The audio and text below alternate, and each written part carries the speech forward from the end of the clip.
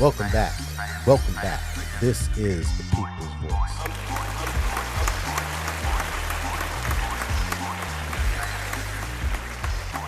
I am Trey Evans, and I am the People's Voice. Thank you again for checking out the podcast this week. As always, it is greatly appreciated. As always, we thank everyone who was taking some time to listen to the podcast today. We do understand that you could be utilizing your time to do something else, so we are appreciative that you're taking that time to spend with us. As always, if this information is valuable and you find this to be enlightening or worth sharing, we ask that you subscribe to the podcast and turn on notifications. That way you'll be notified when each episode is released. And we do put out a new episode each and every Friday, which is heard on all podcast platforms. And then we also put a video out on YouTube as well for those who would like to watch the podcast. But in any event, we say welcome. And welcome to the People's Voice podcast.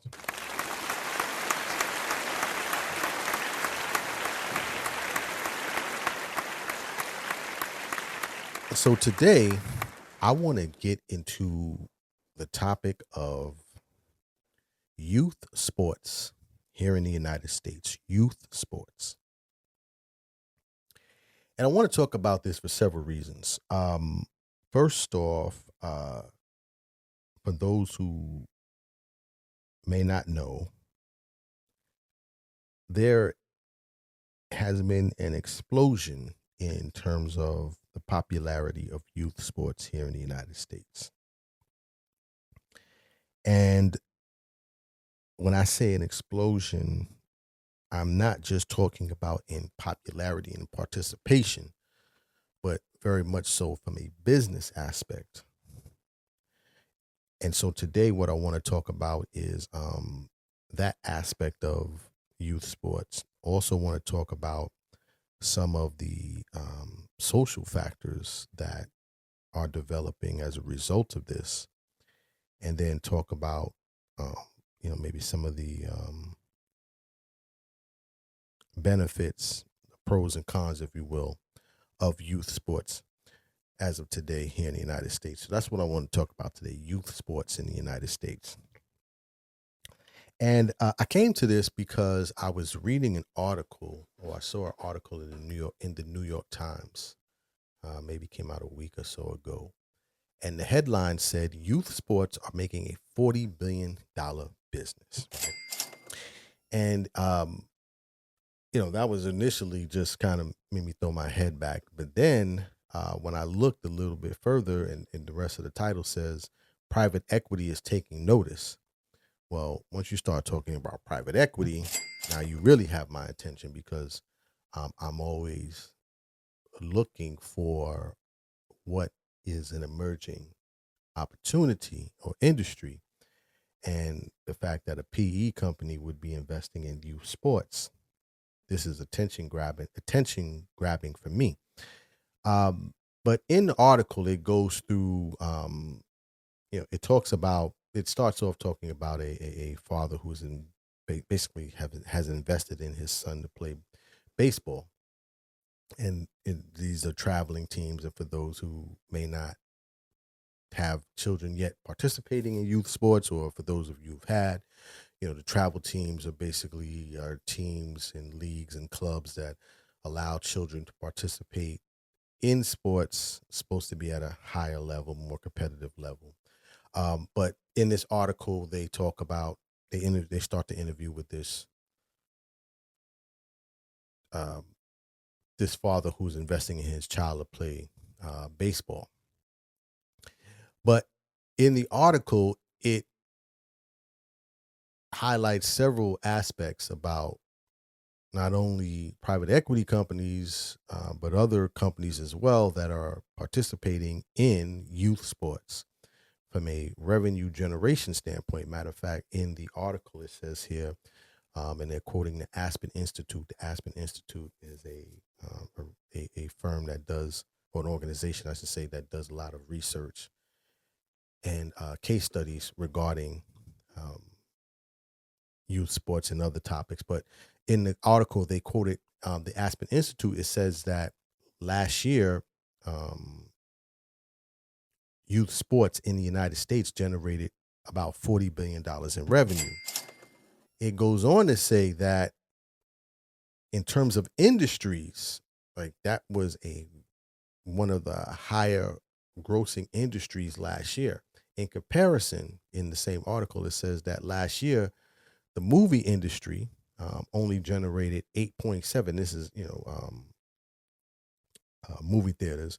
It said that it only generated $8.7 billion last year compared to the $40 billion that youth sports generated. So this is big business, right? Because men lie, women lie, the numbers don't. and so when you start talking about these type of numbers,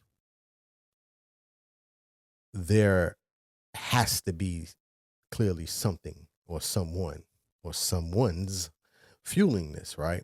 And of course, this is coming from the parents who are participating and having their children participate in these sports. Now, it gets concerning because when you start taking the pressures of children participating in sports, already it's very competitive, but then you take the pressure of a parent who is, and not all parents, right? Because I, I've talked about it before. My daughter uh, has was a high school volleyball player and played in club and played regionally, and so I definitely was one of those parents. But when you take the pressure of that competitive these competitive leagues, and then you take the pressure of parents investing money, there's an expectation, and sometimes that expectation for some parents is that they just want their child to be able to participate at the highest level and enjoy the sport. I was one of those parents because I too played high school sports during my high school days. So I wanted my child to have that experience as well. But then there are other parents that, you know, they're looking at this from an investment that they are possibly looking to see a return on uh, from an income or from an economic standpoint. Matter of fact, in the same article from the New York Times, it says that the average U.S. sports family spends about $1,000 on its child's primary sport, and that was an increase. That was as of 2024, and that was an increase of 46% since 2019. So this is only going to get bigger, but the question is, what happens when anticipation or perception from parents doesn't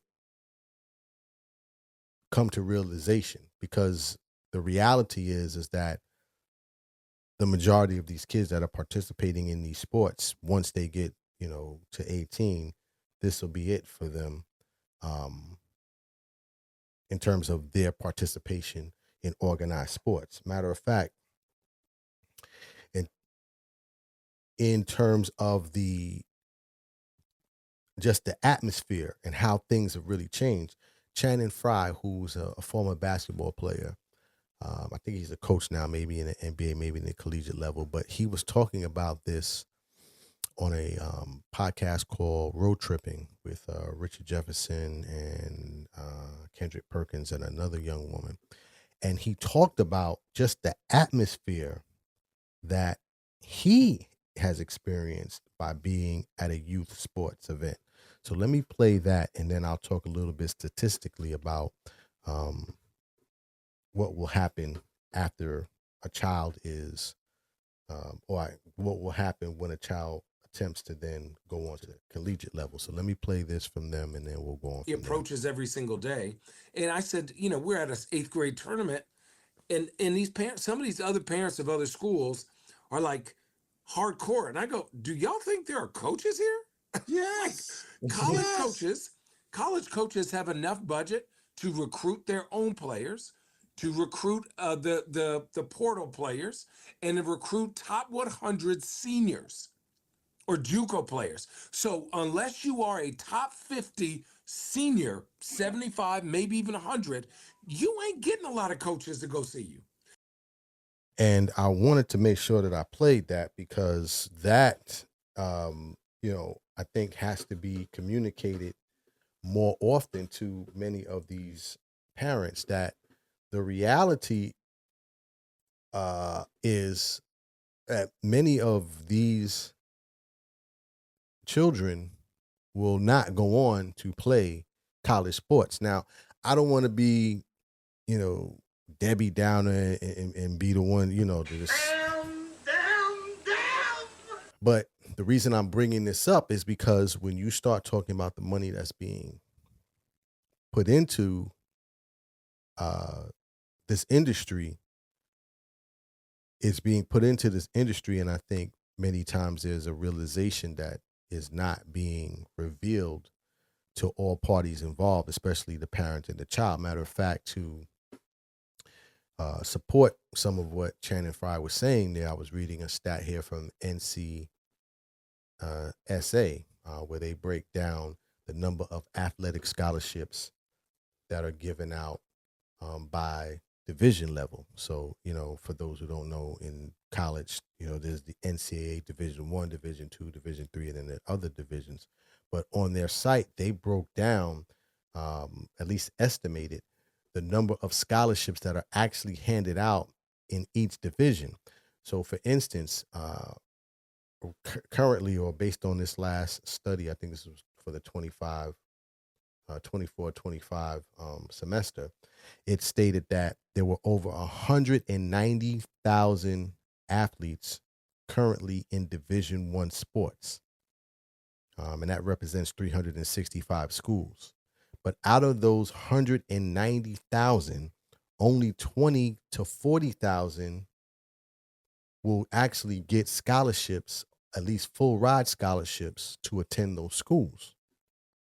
It goes on to say also, in terms of Division One, there's over 130,000 athletes in Division Two schools, and only about 36,000 of them will actually get full ride scholarships. And then it goes on to break down Division Three. In Division Three, there's over 200,000 athletes, and none of those children will actually get full ride scholarships. And then it goes into other divisions such as the NIA, the NAIA, and then the NJCAA, and then other divisions. So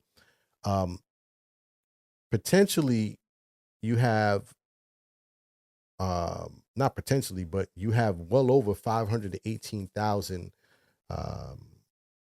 student athletes currently today, or as of this last study, playing, and basically less than half of those, no, excuse me, not half, I believe probably around 100,000 of those, I'm just doing some quick math, maybe 100,000 and change, will actually even get a scholarship, if they get anything at all. It goes on to say that fewer than 2% of high school student athletes are offered athletic scholarships. Fewer than 2% of high school student athletes are offered athletic scholarships. So these are important numbers, because I think when you're making a decision as a parent to participate or to invest in your child, these are some of the things that you have to keep in the back of your mind. Are you truly doing this because you want your child to participate, to reap some of the benefits of playing in sports? Because I want to be clear, there are great benefits from coming to playing in sports. To this day, I still utilize many of the skill sets and just some of the characteristics of playing sports, in terms of discipline, in terms of time management, in terms of leadership. I can go on, perseverance and commitment. So there are great benefits from that. But oftentimes what we find, or based on a lot of these studies, is that many parents are investing with the hopes of getting their children to this collegiate level for a 4-year scholarship, which, based again on statistics, is a very low probability, and we don't even want to start getting towards professional leagues and Olympics and things of that nature. This is getting a lot of attention. Matter of fact, Greg Olson, who's a former football player and also a commentator, talked about this as well on the Youth Inc. podcast. And he was talking about just the reality that some of these kids will face as a result of playing in youth sports and not getting to that ultimate goal that many of them think they would get to. So let me play this from Greg Olson, and then I'll finish up from there.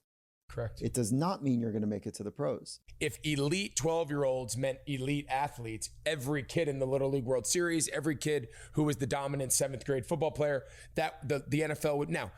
Adrian Peterson was a dominant 7th grade football player. He was a dominant 12th grade football player, and there's always the exceptions. LeBron James. For 99.9% of the families, those are not the paths that you're even remotely trying to simulate. And again, another professional athlete who is talking about this from what I consider a realistic perspective. Just in terms of how this is having even a deeper impact overall.